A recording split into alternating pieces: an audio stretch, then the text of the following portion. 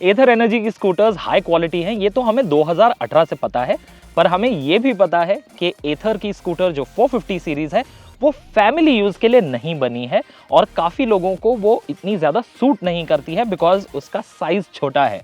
पर अब ये सिचुएशन बदल गई है क्योंकि आ गई है एथर की रिस्टा। इसे हमने पहली बार अप्रैल के महीने में देखा था, इसकी प्राइसेस भी तभी हमें पता चली थी। आज हम आ गए हैं बैंगलोर इसे चलाने के लिए पहली बार।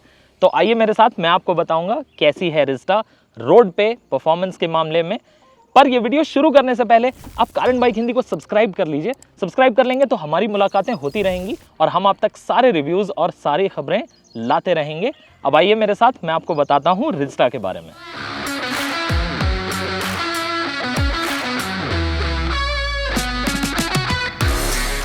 जहां एथर ने अपने सफर की शुरुआत की थी स्लिम और स्पोर्टी 450 सीरीज के साथ, रिस्टा जो 2 साल से डेवलपमेंट में थी, है एथर का आइडिया कि एक इलेक्ट्रिक स्कूटर एवरेज भारतीय फैमिली के लिए कैसी होनी चाहिए। अभी तक एथर की 450 सीरीज काफी कॉम्पैक्ट और शार्प दिखने वाली स्कूटर थी, पर रिस्टा हमें यह भी बताती है कि एक फैमिली स्कूटर का बोरिंग दिखना जरूरी नहीं है क्योंकि इसमें है काफी सारे इंटरेस्टिंग टचेस।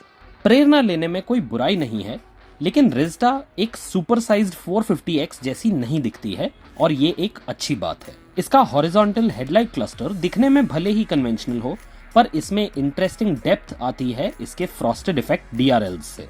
प्रोफाइल में रिस्टा थोड़ी बल्की मालूम होती है, लेकिन wrap around tail light tail section की मोनोटनी को ब्रेक करता है और साइड पैनल पर लगा कॉन्ट्रास्ट व्हाइट पैच भी एक कूल टच है।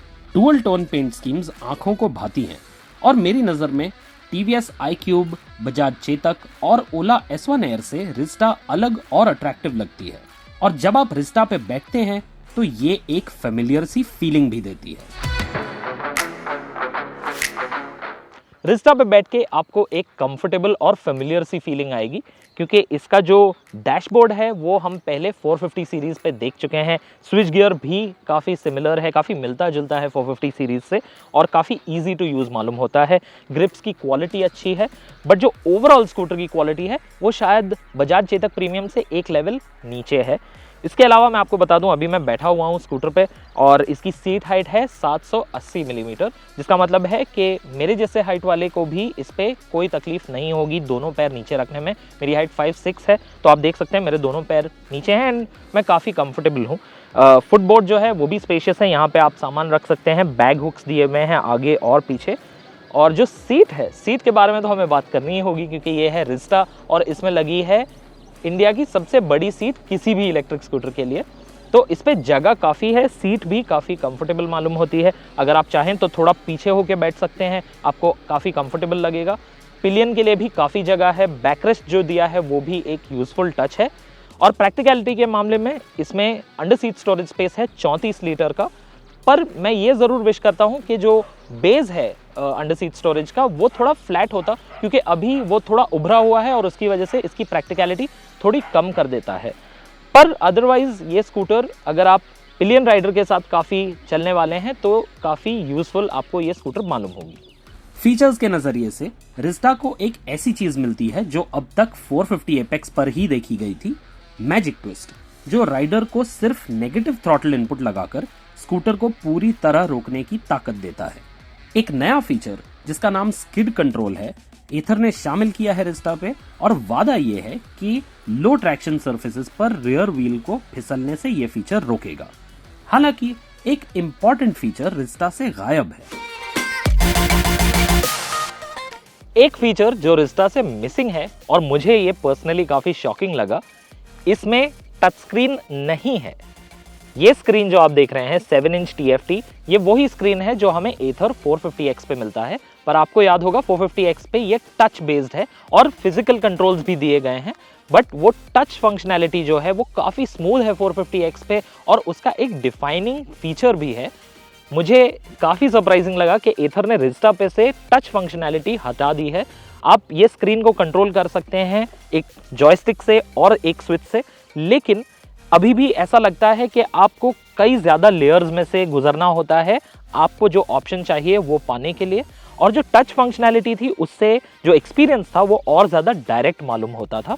एथर हमें कहता है कि अगर ज़रूरत पड़ी तो वो टच स्क्रीन को इंट्रोड्यूस कर सकते हैं, पर मुझे ऐसा लगता है कि कस्टमर्स थोड़े निराश ज़रूर होंगे क्योंकि बाकी इलेक्ट्रिक स्कूटर्स में भी आपको एक टच स्क्रीन मिल सकता है, या तो सेम कीमत पे और या तो थोड़े और कम कीमत पे भी।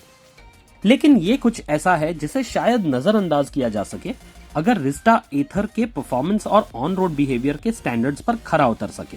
450 सीरीज की तरह ही रिस्टा में भी आपको एक mid mounted permanent magnet motor मिलता है, और 450 सीरीज की तरह ही अपने कंस्ट्रक्शन में भी रिस्टा एल्यूमिनियम का इस्तेमाल करता है, जो इसके वजन को 119 किलो तक सीमित रखने में मदद करता है। पर स्कूटर का ट्यूबुलर रियर सबफ्रेम नया है।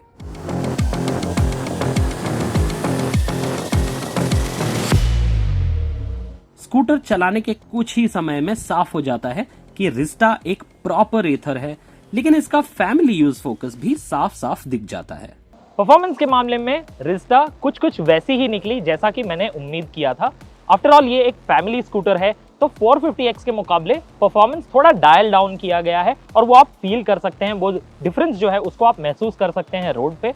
मुझे मौका मिला इसे नंदी हिल्स ले जाने का, और वहां पे इसका जो एथर डीएनए है वो निखर के बाहर आया। वो इसीलिए क्योंकि ये कॉर्नर्स में काफी कॉन्फिडेंटली जाती है, ग्रिप अच्छी है, स्टेबिलिटी भी काफी बढ़िया है। लेकिन ये स्कूटर आपको ये जरूर याद दिलाती है कि पावर की कमी थोड़ी सी जरूर है, और ये भी याद दिलाती है कि आखिरकार ये एथर जरूर है, लेकिन आप एक फैमिली मैन हैं और इसीलिए आपने रिस्टा चुनी। इसके साथ मैं आपको ये बता दूं कि ये स्कूटर में एज स्टैंडर्ड एक राइड मोड आता है जो है जिप। सो बेसिकली आप स्विच नहीं कर सकते।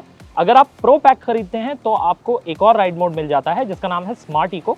स्मार्ट इको आपकी रेंज को थोड़ा बढ़ा देता है लेकिन परफॉर्मेंस को कम कर देता है, और मेरे अनुभव में स्मार्ट इको ने कई अवसरों पे मेरी टॉप स्पीड को काफ़ी हद तक कम कर दिया। जबकि मैं फुली एक्सेलरेट कर रहा था फिर भी स्कूटर की स्पीड कम होती जा रही थी, और मेरे हिसाब से वो थोड़ा सा रिस्की हो सकता है। अल्टीमेटली जो रेंज में फ़र्क भी है स्मार्ट इको और जिप के बीच में, वो बहुत बड़ा नहीं है। तो मेरा मानना ये है कि ये स्कूटर को जिप मोड में ही चलाना ज़्यादा मज़ेदार होगा। रिस्टा के साथ आपको दो बैटरी ऑप्शंस मिलते हैं, एक है 2.9 किलोवाट आवर यूनिट और दूसरा है 3.7 किलोवाट आवर यूनिट। जो आईडीसी रेंज है 3.7 की वो है 160 किलोमीटर, पर उसकी रियल वर्ल्ड रेंज उससे काफ़ी कम होगी। और रेंज की बात करूं तो अभी मैंने जो चलाया है वो है 2.9, और इसमें भी रेंज रियल यूज़ में काफ़ी सीमित मालूम होती है। मेरी राइड के दौरान मैंने रिस्टा की 2.9 किलोवाट आवर बैटरी को 78% से 6% चार्ज तक ड्रेन कर दिया। राइड के वक्त मैंने ज्यादा स्मार्ट इको मोड का इस्तेमाल किया, पर नंदी हिल्स पे चढ़ने के वक्त मुझे जिप मोड की जरूरत लगी। पूरी राइड में मैं लगभग 50 किलोमीटर ही कवर कर सका, जिसमें करीबन 72% चार्ज यूज हुआ।